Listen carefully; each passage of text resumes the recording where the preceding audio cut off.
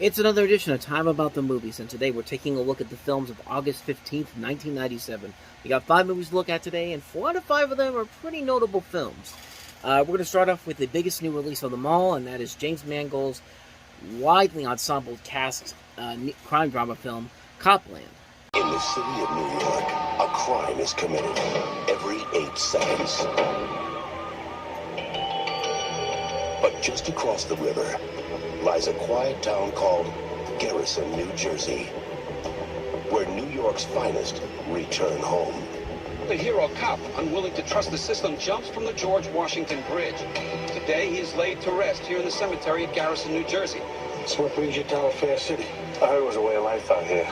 Thought I'd check it out for myself. I offered you a chance to be a cop, and you blew it! Being right is not a bulletproof vest, Freddy! What are you gonna do, Sheriff? You gonna arrest the whole town? Everybody's watching you, Freddy. Sylvester Stallone, Harvey Keitel, Ray Liotta, and Robert De Niro. Copland. So for James Mangold, this was actually his second film as a director after Heavy came out. And the cast in this movie, as you can already see in there, you have people like Harvey Keitel, Ray Liotta, Robert De Niro, and also the cast that also includes Peter Berg, Janine Garofalo, Robert Patrick, Michael Rappaport, Annabelle Sciorra, Noah Emmerich, Kathy Moriarty. But the biggest name of that cast was Sylvester Stallone. And this was actually a very interesting time for him because 2 years prior, he made the movie Judge Dredd, which ended up being on a lot of people's Worst of the Year lists, including Siskel and Ebert. And there was a specific point in there that really comes into play here when you talk about this movie that came from Gene Siskel. Listen in. Look at the camera and talk to an actor. I'm going to break this tradition right now. Okay. I know, Stallone, you probably hate my guts. You think I hate you. I don't hate you. I like your talent. I want you to use it. This isn't what you were put on Earth for. You can do this in your sleep, and sometimes it looks like that's exactly what you're doing. I mean, it's almost as if Stallone actually saw that episode and said, oh, you know what? You got a point. I'm sorry for that horrible Stallone impression, by the way, but it's at least better than my Christopher Walken impression from a couple days ago. But I digress. I guess he apparently took that notice and decided to do this. I mean, it's a different tone from what he was doing beforehand. I mean, stuff like Oscar, Stop When My Mom Will Shoot, these not that great comedies, even though I really like Oscar, and these films that were just so much lower devoid of his talents. I mean, stuff like The Specialist. And, I mean, this was a chance for Stallone to really show that, hey, he's still got the potential to be that same guy that we saw him be in the original Rocky film. He took on a bigger weight gain for this. He gained 40 pounds for this, and he was basically able to showcase his acting skills. Basically, like I said, the way he did with the first Rocky movie, and the film did pretty well for him. He got a lot of praise from critics. The film was a solid box office hit, and yet Stallone at the same time said it was also bad for his career. I think he said around 2019 that he's called Mangold the best director he ever worked with, but the film actually worked in reverse. It was pretty good critically, but the fact that it didn't do a lot of the box office, again, it fomented the opinion that he had his moment and had gone the way of the dodo bird and the Tasmanian tiger. So it's really interesting to hear him say that, because really, after this movie, he didn't really have... There was a stretch where he kind of went back to what he was doing prior to this. I mean, he had that one brief gap with Ants the following year where he was voicing that, but then he had movies like, Get Carter and Driven and all these direct-to-video movies, and it wasn't until kind of Rocky Balboa in 2006 when he really got back into form.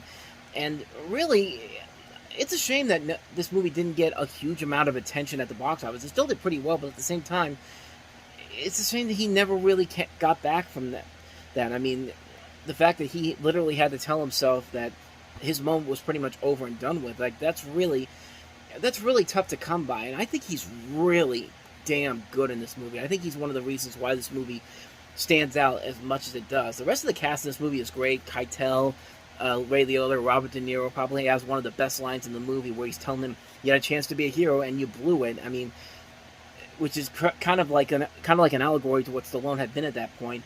But regardless, I still think this is a really damn good movie, and probably one of Stallone's best films he's ever done. I mean, this is a really good movie, and it shows Stallone that, hey, he still has got what it takes. And you could still be that guy who can star in these action movies, and you can also still have a career where you could do these ensemble dramas like this, or even something a little more serious. And it's a shame he never really took full advantage of that. And I think nowadays he's become more to the genre films. And, this is one of those guys that in the beginning he said he never wanted to do another superhero movie again after what happened with Judge Dredd. And look at where he's been now. I mean, he's a prolific figure in Guardians of the Galaxy Volume 2 and also in Volume 3.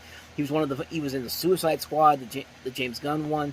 I mean, I still think he can be a really good actor. And he still makes a lot of really solid action movies, too. Like, the Expendable movies are still very fun. The Rocky films are very good. The Creed films are good. The Rambo films are still good fun. I mean, he's had a couple of other films such as Escape Plan, Bulls to the Head. Not classics by any means necessary, but the guy still has a lot of talent. And yeah, I really want to see him go back and do more of these dramas like this. I mean, now that he's kind of done with the Rocky series, I think there's a lot of possibility with what he could still do even in his old age. I still think there's a lot of potential there, and hopefully somebody out there will give him the chance to actually go back and do stuff like this again. I mean, like I said, the movie itself is really damn good. I think it's a very solid story. The writing overall is top-notch. The cast is great. It's a really good film. It's a really damn good movie. One of the best films from '97, honestly. It's a film that I go back to a lot in recent years. I still think it's a damn good movie. It's a film that definitely should get a lot more attention than I think it does. I think it's one of Stallone's best movies, honestly. I think it's a really entertaining film, a really well-made film. I can't recommend this one enough. It just goes to show you how good of a director James Mangold can really be. I know that as I'm recording this is a week after Indiana Jones and the Dial of Destiny had come out, but the guy's still an incredible director. He's made more good movies than bad movies. I mean, this, Girl Interrupted, Identity, Walk the Line, 3:10 to Yuma, The Wolverine, Logan, Ford vs. Ferrari, and I'll even say Indiana Jones and the Dial of Destiny is still a good movie. And this is the movie that kind of started it all for him at least.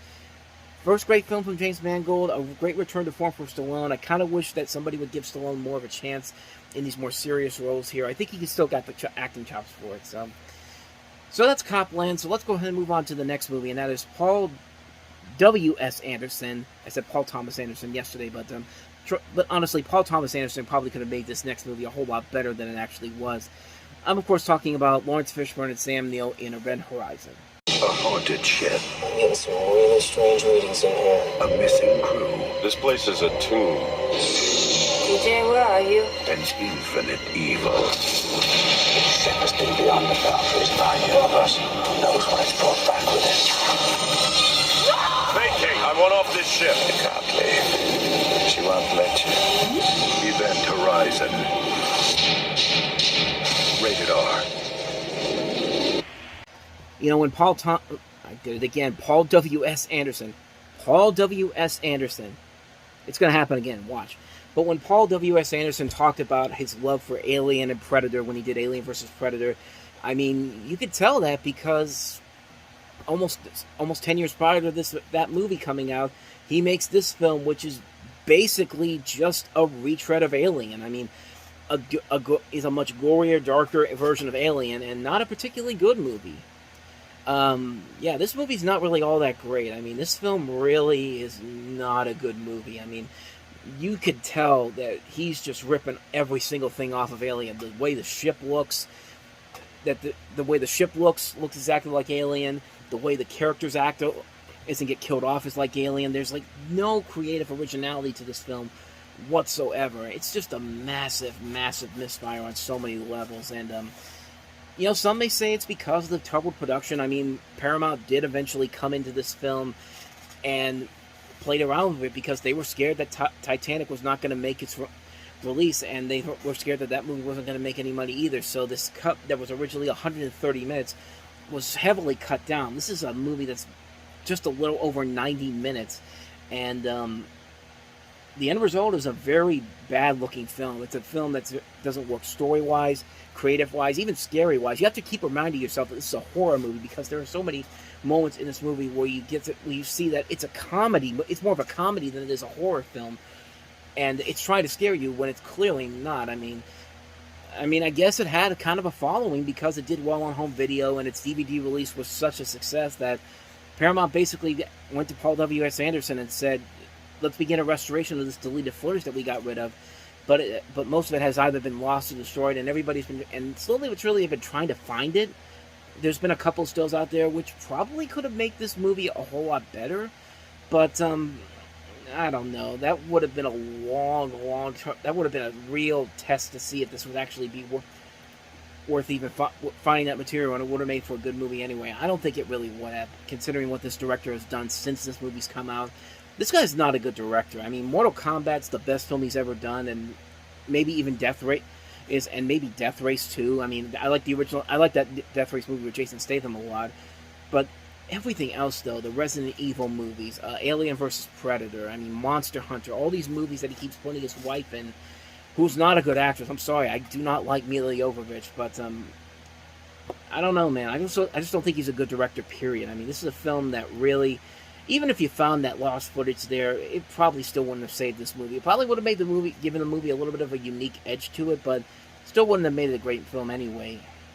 And, yeah, that's really all I got for you on that one. Event Horizon, not a great film by any means. So, speaking of not so great films, let's get to the film that basically makes Batman and Robin look like Citizen Kane in comparison. Shaquille O'Neal starring in Steel. Help me deal the next generation of super weapons to the world. The weapons of tomorrow. I've already made quite a few of these dandy little toys. Do you really want to be the only ones without my kind of firepower? Terrorizing our cities today. Officers down. We got a big problem here. Now, to protect those who can't fight back. Gang still messing with him? Worse than ever. One man must stand up for the people. Maybe the police aren't enough. Maybe we need a new kind of firepower for ourselves. Gotcha, bro. What exactly am I supposed to be doing here? We make our own counter weapons to take out the ones in the streets. To stop the enemy without hurting them. And become a new breed of hero. It might get a little dangerous. I laugh at danger. I boogie around danger like a soul-trained dancer. He really just said that. I don't think I need to show you any more about why this movie is bad, and you know what the sad part is? Shaquille O'Neal's not a bad choice to play Steel. Honestly, I mean, he's got the look for it. I mean, he's got the body type for it. I mean, this is a role that could have easily worked, but Shaquille O'Neal is really bad when he has to act in this, and I don't have a problem with Shaq at all. I think I like him in Good Burger when he's playing himself, in Scary Movie 4, and just recently in the Lego Movie. He's actually pretty funny, but for an actor that plays a role, he's not that great. There's only been one movie where he's actually been pretty good, and that was Blue Chips. And that came out 3 years prior to this, and he was good in that film, but when he takes these big-budget roles like Kazam in this, he's just not good at it. I mean, take a lesson from Michael Jordan in Space Jam, because if you play yourself in a movie and it's done right, it works well. And in the 2000s, O'Neal pretty much did just that. He came around and realized that once he plays himself in the movies, he can actually be pretty good, but then again, that could be blamed on the script too, which doesn't really give him a whole lot to do. I mean, the movie is called Steel, and Steel doesn't become the hero of this. We don't see him until halfway through the movie. The film is only 97 minutes long. We spend more of the time without the title superhero, and I seriously don't get why movies do that. The title character never becomes the center of attention in their own movies. Tom and Jerry the movie, the animated one, you know, the Lorax, the Lone Ranger. If the title character isn't going to be the center of the film, don't call that movie that. I mean, just call it, I don't know, like, hey, Shaft's in here with Steel. Like, I don't know. I mean, it doesn't treat Steel with any respect here at all. They give him a terrible-looking costume that looks like it's not made of steel at all. He has this machine gun to defeat his enemies. They give his best friend, Sparks, played by Annabeth Gish, more weapons than he has, so much so they should have made the film about her. Just call it that one, Sparks, with special guest star Steel. I mean, that makes more sense. And worst of all, they don't even get a chance to fight at all. There's literally a scene in the final climax where Steel gets captured by the bad guy. They don't tie him up. They don't take his weapons. They don't even beat him up. They just leave him there as the bad guy goes on about his evil plan. Just get your ass up and fight the guy. But no, he's just sitting there with this awe expression on his face, like as the bad guy continues his speech. I mean, it's just like, what were they thinking when they let that pass with a green light? And like I said, the rest of the cast of this movie is just wasted in here.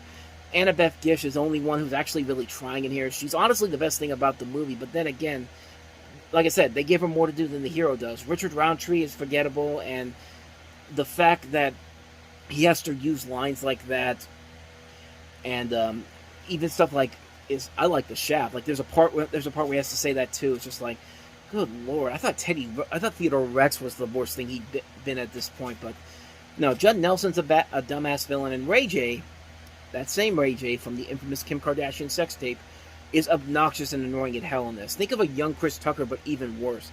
You know, Charles Napier is wasted in here too, so is Irma P. Hall. I mean, her subplot about making a souffle gets more time in the movie than the actual superhero does. I mean, that should tell you everything you need to know about how bad this is. I mean, what more do I even need to say about it? The title character is not the main focus of it. Shaq's not even trying. The rest of the cast is wasted. The villains are terrible. The script is terrible. For a movie that's only an hour and a half long, it goes on forever. You could see why this film caused the crashing and burning of comic book movies and superhero films for a bit, before Marvel eventually decided, okay, let's actually do this and get people that actually know what they're doing. And it would take DC 8 years to regain some composure in the big budget superhero movies, but not before adapting some of their more lesser known comics and graphic novels, but with much better success, which we'll eventually delve into as we go along here. But when it comes to Steel, it's one of the worst superhero movies ever made, and it's not even close. So we've been pretty negative the last couple of films that we've looked at on here, but let's get to a more positive film, a really entertaining film. Let's talk about The Full Monty. They invested their lives 10 years we worked in here. Now look. in a town that was on its way out. A few years and men won't exist. We're not needed no more, are we? Obsolete. They were about to lose everything they worked for. You're not our foreman anymore. You're just like the rest of us. Scrap. Everything they loved. We're finished dead. Dinosaurs. Now, these 6 unemployed factory workers are training for it, planning for it, and going all the way. Fox Searchlight Pictures presents a comedy about staying alive, working together, and uncovering your potential.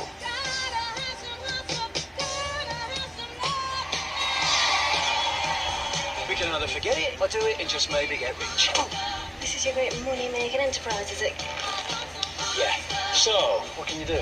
This.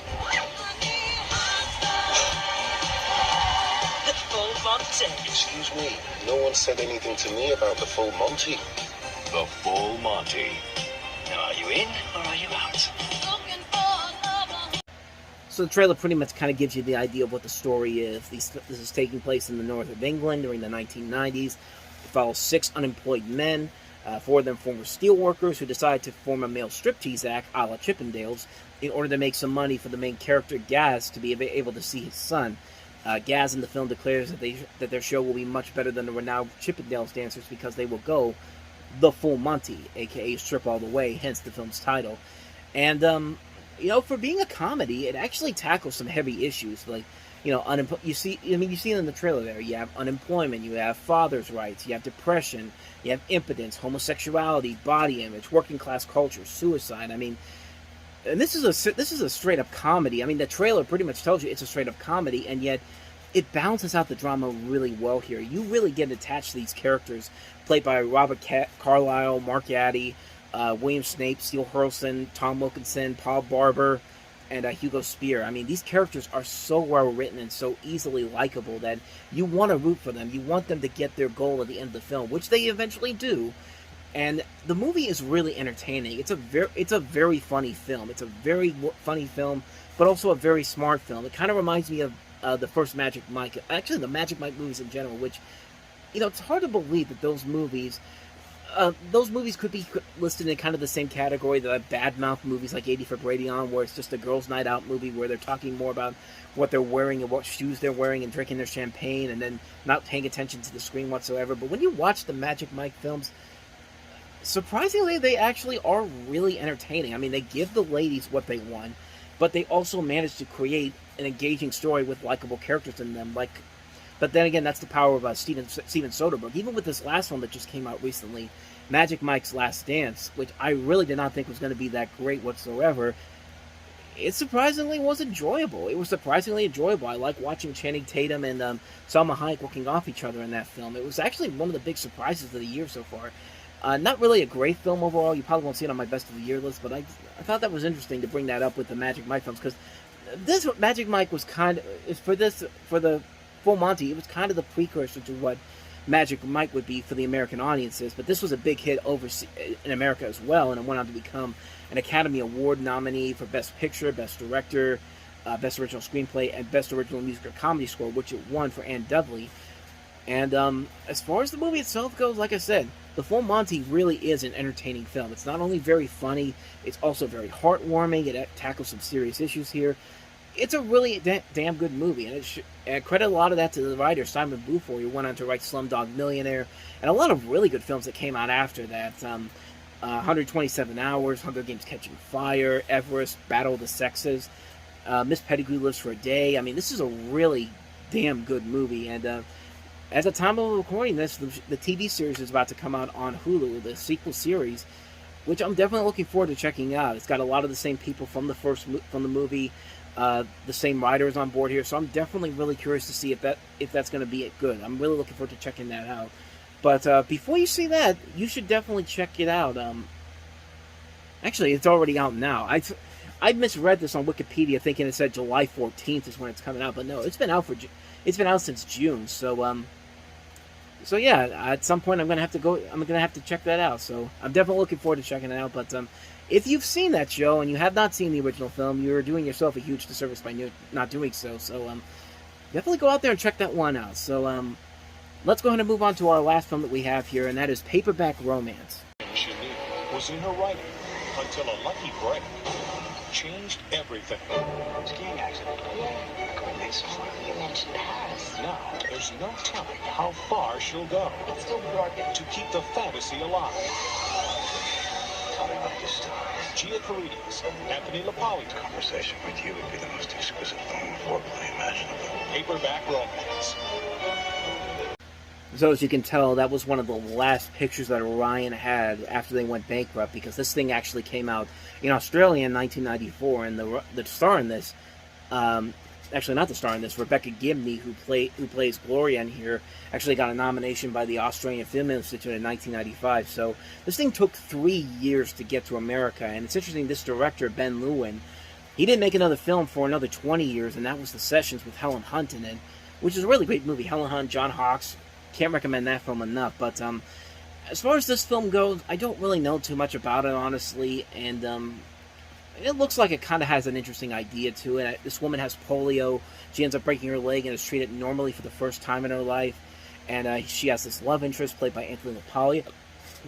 Anthony LaPaglia, and I don't know. I've never seen it before. I don't really know if it's any good, but it's got some good ideas to it. The couple in here actually looks pretty good. Gia Carides, I did not realize, was actually Cousin Nikki in the My Big Fat Greek Wedding series. So that's another thing of note here. But other than that, though, I don't really know too much about this movie, honestly, to really delve into it. So I'll definitely check it out one day, but maybe not anytime soon. But I'm really curious about it, though. So that is a Paperback Romance. And with that said, we wrap up another edition of Time About the Movies. 8 movies to check out on the next episode. Again, a lot of notable films, including Demi Moore in G.I. Jane, Chris Tucker and Charlie Sheen in Brett Ratner's Money Talks. We also have Mimic, the feature film adaptation of Leave It to Beaver, Greg Kinnear and Lauren Harley in A Smile Like Yours, Patrick Stewart in Masterminds, the re-release of Dirty Dancing with Patrick Swayze and Jennifer Grey, and the animated feature Pippi Longstocking. So 8 movies to look at on the next episode, so it's going to be a long one. We'll definitely delve into those next time. But until then, thank you very much for watching, and if you want to see more videos like this, please hit the playlist on the next page, check out the previous episode, and as always, hit the like and subscribe button if you want to see more videos like this. So, with that said, thank you very much for watching, and I will see you guys next time for another episode. So until then, as always, take care.